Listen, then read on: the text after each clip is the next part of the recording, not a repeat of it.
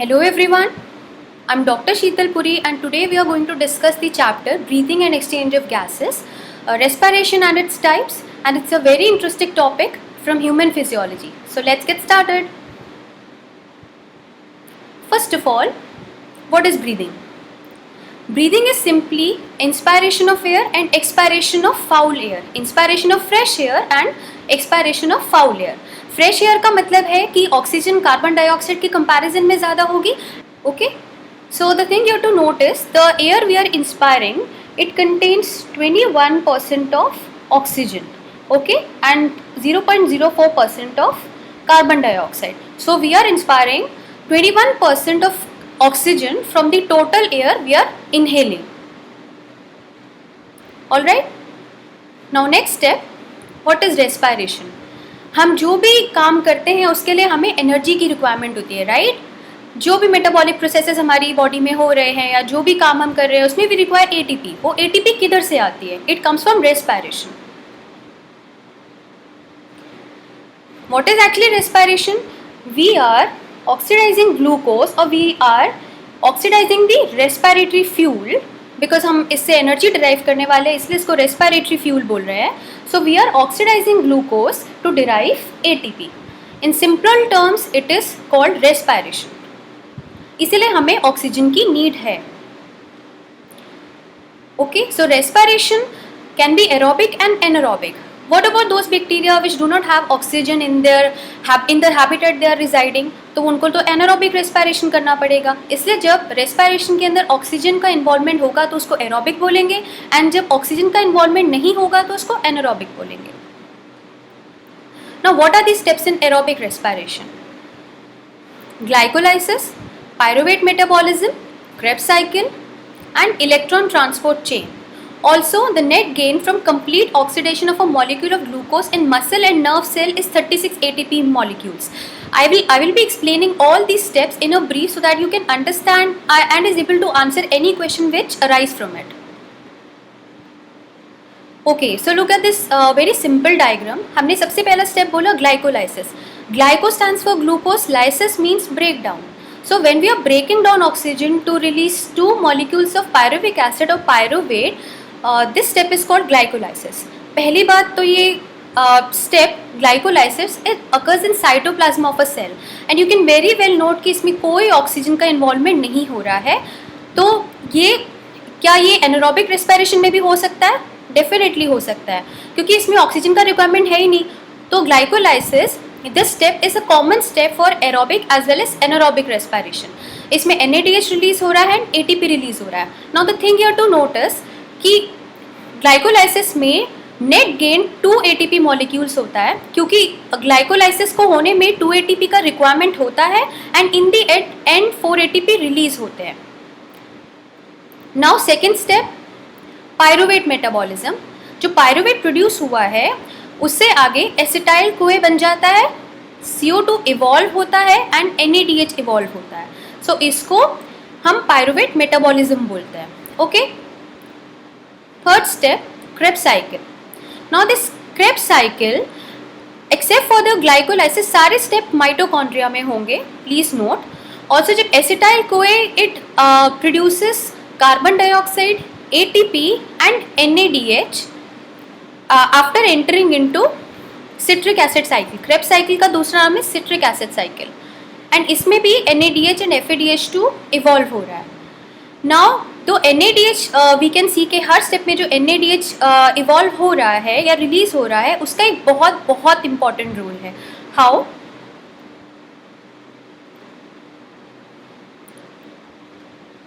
Now when we are looking at glycolysis, in one of the step of glycolysis, glucose is converted to glyceraldehyde 3-phosphate. This is I'm talking about one of the step of glycolysis.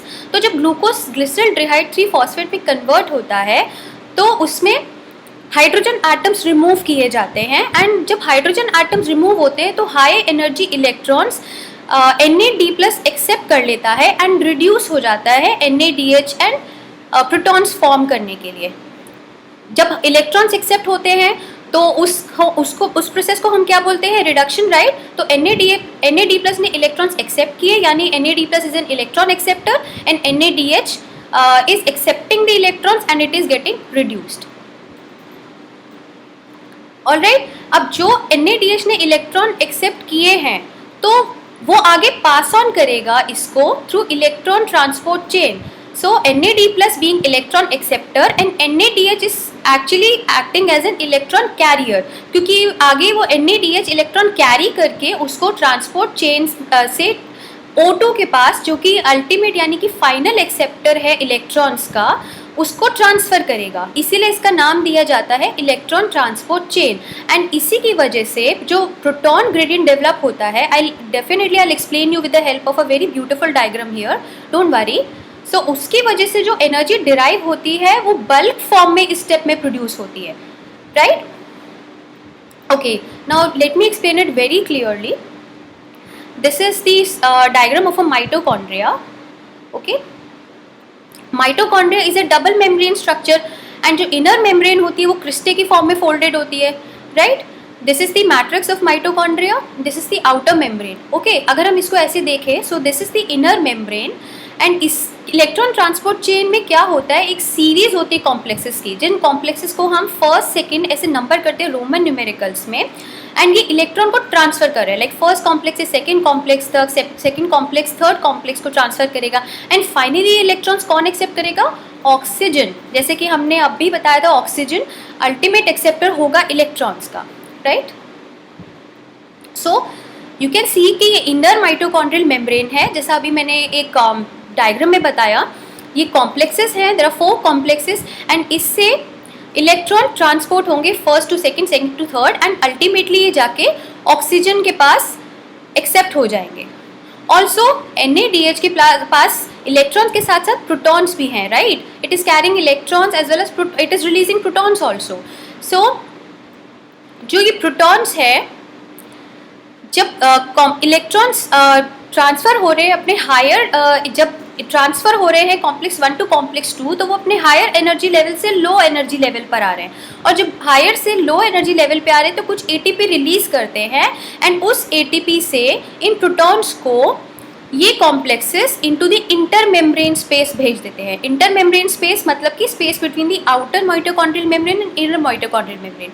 तो ऐसे ही साथ में जब electron transfer होते रहते हैं तो protons को ये complexes out into the inter membrane space push करते रहते हैं. नाउ यू कैन सी कि इन प्रोटॉन्स की वजह से यहाँ पर इंटर मेम्ब्रेन स्पेस में पॉजिटिव चार्ज डेवलप हो जाता है, right. And in comparison to the inter membrane space matrix में एक नेगेटिव चार्ज डेवलप हो जाएगा. सो क्या होता है, एक प्रोटॉन ग्रेडियंट डेवलप हो जाता है. Can you remember the diagram I show to, simple diagram glycolysis वाला, उसके ऊपर क्या लिखा था, प्रोटॉन ग्रेडियंट, राइट. तो इसी वजह से एक प्रोटॉन ग्रेडियंट डेवलप हो जाता है. तो जब ये प्रोटॉन्स क्या होते हैं, ये अंदर नहीं जा पा रहे हैं, क्यों, because this inner mitochondrial membrane it is impermeable to ions. तो H प्लस यानी कि प्रोटॉन्स इसको क्रॉस नहीं कर पाएंगे. तो यहाँ पे रोल आएगा ATP सिंथेस का, जो कि आपकी इनर माइटोकॉन्ड्रियल मेम्ब्रेन में प्रेजेंट है. Now this enzyme ATP synthase it helps the protons to get transfer to the matrix. जब ये मैट्रिक्स में ट्रांसफ़र होती है तो इससे एनर्जी डिराइव होती है, और जो एनर्जी डिराइव होती है that is used for phosphorylation of ADP into ATP. Alright, as you can see phosphorylation into ATP.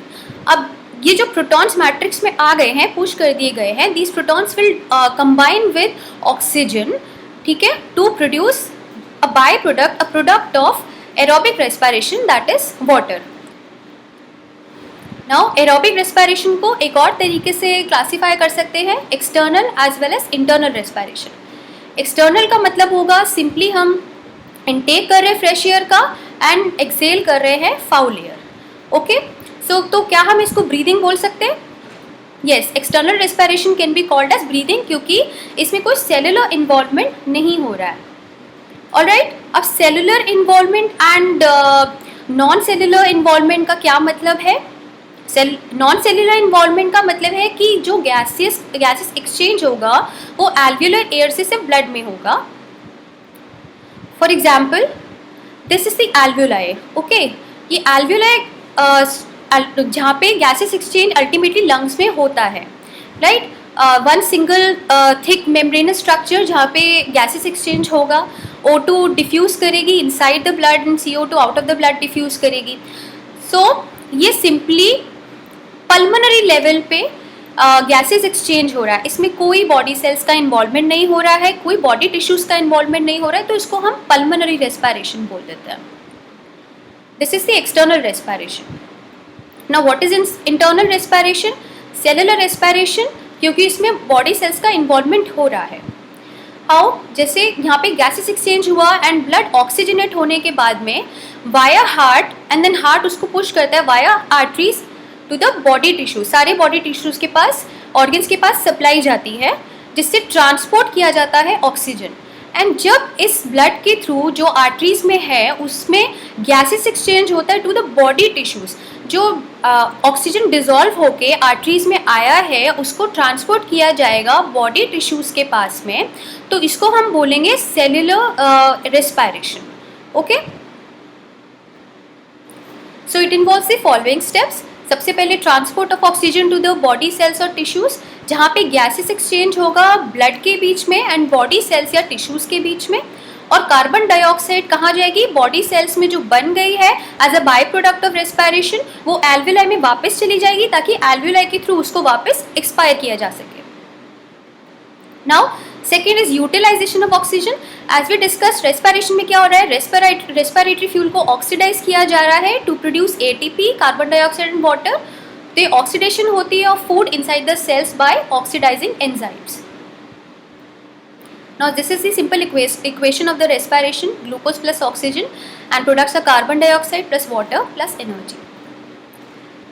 Now this is the anaerobic respiration. As we discussed, O2 का involvement नहीं होगा and ये होता है anaerobic bacteria में, yeast में, parasitic animals में, क्योंकि उनके पास खुद की कोई रेस्पिरेटरी ऑर्गन्स नहीं होते हैं, वो पूरी तरीके से डिपेंडेंट होते हैं होस्ट पर,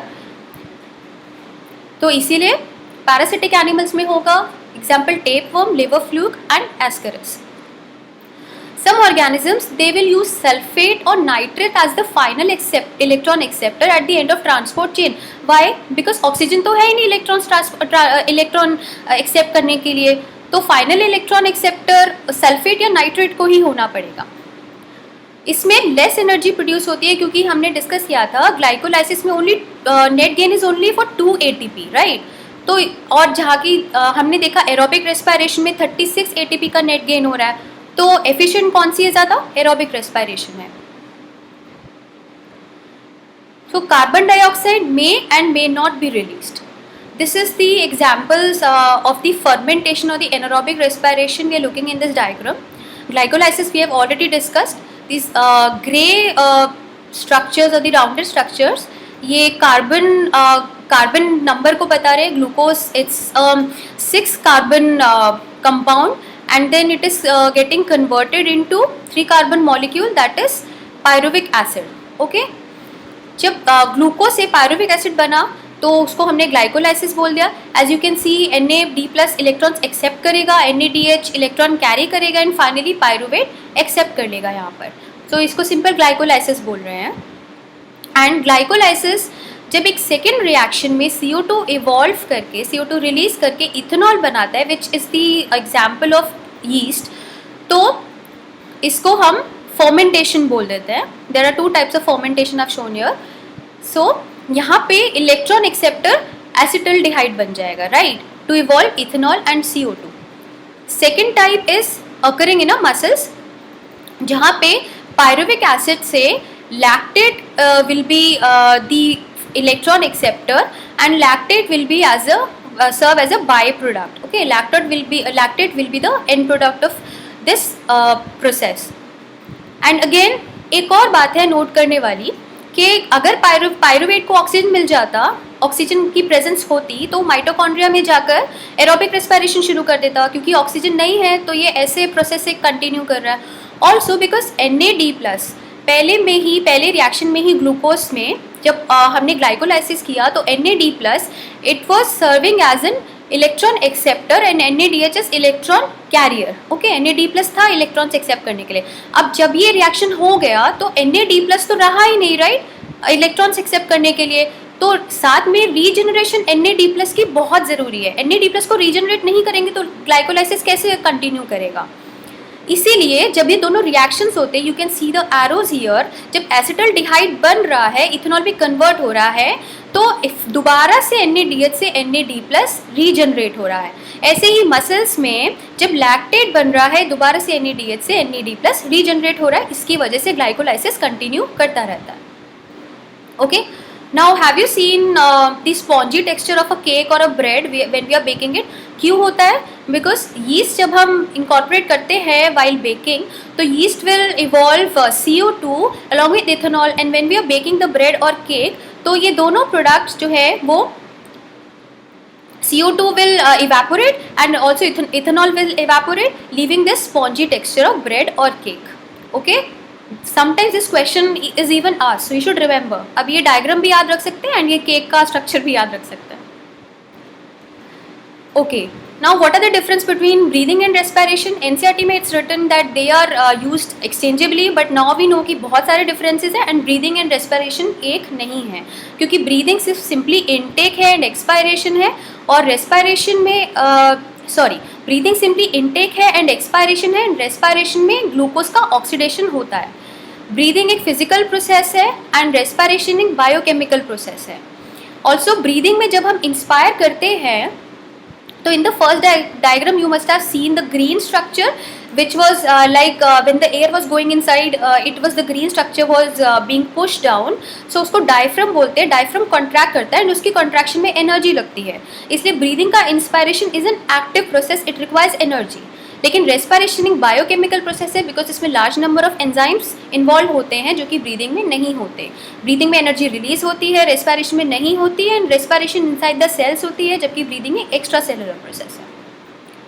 Also some question time, does anaerobic respiration occur in a body? अभी तो आप बोलेंगे, अभी बताया कि ऑक्सीजन इनहेल कर रहे हैं, CO2 एक्सपायर कर रहे हैं, तो हमारी बॉडी में होती है। yes, some of you might be knowing the answer already, and if yes it occurs, so where? okay, so it occurs in a skeletal muscle। कभी जिम गए हो? जिम से आने के बाद में थोड़े टाइम में दर्द होने लगता है, किसकी वजह से होता है? लैक्टिक एसिड की वजह से। अभी डायग्राम में हम लोग ने देखा था कि जब ग्लूकोज को ऑक्सीजन नहीं मिल रहा है, तो एक प्रोडक्ट क्या हो रहा है, लैक्टिक एसिड प्रोड्यूस हो रहा है। तो इसी लैक्टिक एसिड की वजह से पेन डेवलप होता है मसल्स में। जब हम विगरस एक्सरसाइज करते हैं तो मसल्स को इनफ ऑक्सीजन नहीं मिलता है ग्लूकोज की ऑक्सीडाइजेशन के लिए, जिसकी वजह से लैक्टिक एसिड प्रोड्यूस हो जाता है। Okay, second, yes, in are erythrocytes, mammalian erythrocytes, क्योंकि एरिथ्रोसाइट्स के पास माइटोकॉन्ड्रिया नहीं होता है। जब माइटोकॉन्ड्रिया है ही नहीं तो ऑक्सीजन को यूटिलाइज क्यों करेगा रेस्पिरेशन के लिए? तो it always carries anaerobic respiration. Okay, now these are some of the questions you can test yourself whether you have completely understood or not. I will be displaying the questions, you can get them checked by here in the video only.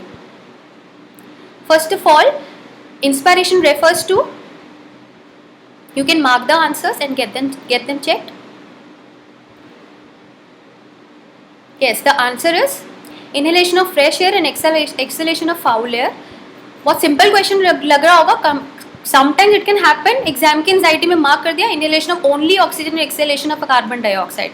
ऐसा नहीं हो सकता। हम थोड़ा decide करेंगे कि हमें सिर्फ ऑक्सीजन ही इनहेल करना है और कार्बन डाइऑक्साइड नहीं इनहेल करना है या एक्सहेल करना है।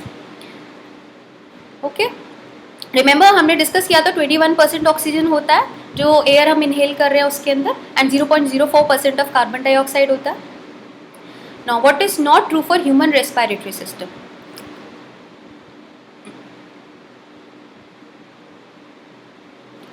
So the answer is exchange of gases occur at pulmonary level। अगर pulmonary level पे करेंगे exchange हो तो breathing बन जाएगा ना, वो respiration क्यों होगा? respiration में तो cellular level भी involved है। Okay, I really hope you have marked it very correct, बहुत अच्छे से explain किया था। What is or are incorrect about anaerobic respiration? Please read carefully।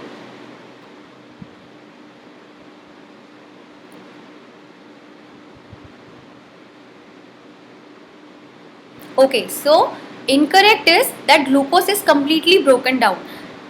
I really hope you have not marked at that it involves oxidation of glucose। incorrect है। मैंने बताया था कि NAD+ रिड्यूस हो रहा है, H में कन्वर्ट होने के लिए, और जहाँ पे रिडक्शन होती है वहाँ पे ऑक्सीडेशन भी होती है, राइट? तो ग्लूकोज तो कम्प्लीटली ब्रोक डाउन नहीं हो रहा है, इसलिए लैक्टिक एसिड बन रहा है। एंड ऑल्सो इसमें ग्लूकोज का ऑक्सीडेशन होता है, उसको होना ही पड़ेगा जब तक, क्योंकि NAD प्लस से NADH रिड्यूस हो रहा था, right?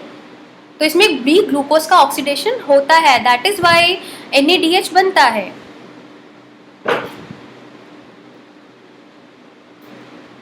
Now what is the molecule called that mitochondria produce in aerobic respiration? It's a very very simple question. ये तो गलत बिल्कुल नहीं करना चाहिए. Okay, the answer is of course ATP. Next question, glycolysis is बहुत simple है, एक बार equations देखिए, you will understand. Answer is yes. Because first two equations में तो सीधा सीधा ऑक्सीजन इन्वॉल्व है, ग्लाइकोलाइसिस में तो ऑक्सीजन की जरूरत होती ही नहीं है, it takes place without oxygen.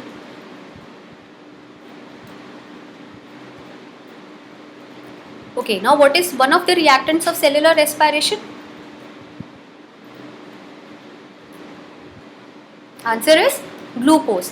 Cellular respiration मतलब सेल्स उसको यूज करेंगे, राइट? जब सेलुलर रेस्पिरेशन मतलब ब्लड में और बॉडी टिश्यूज में एक्सचेंज होगा, उसको सेलुलर रेस्पिरेशन बोलता है. तो और जब ऑक्सीजन अपटेक कर लिया जाता है बॉडी सेल से, तो वो क्या करते हैं, ग्लूकोज को ऑक्सीडाइज करते हैं एनर्जी डिराइव करने के लिए, right?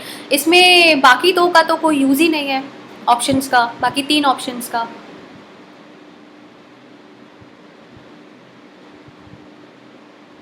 Now, where is ATP produced in mitochondria and aerobic respiration? Please try to recall that diagram. That good diagram I displayed a colorful one. कहाँ पे ATP produce होता है? Okay, so answer is cristae. I hope you have not marked matrix because enzyme की मदद से ही ATP produce हो रहा था. अब enzyme कहाँ था? Membrane के, inner membrane के ऊपर, that blue colored ATP synthase. Remember? So cristae के ऊपर जो इनर मेम्ब्रेन है उसको हम क्रिस्टे बोल रहे हैं, क्रिस्टे पे एटीपी प्रोड्यूस हो रहा है. Now what is breathing? Breathing is an intracellular process, is totally different from respiration, is part of respiration और it's a passive process. Very very simple question, please don't go wrong. So it's a part of respiration. Remember I said कि external respiration means breathing only, right? So breathing जब तक नहीं होगी तो respiration कैसे होगी? Now lactic acid is oxidised in, ये थोड़ा सा ट्रिकी क्वेश्चन है. लैक्टिक एसिड जब कब प्रोड्यूस हो गया,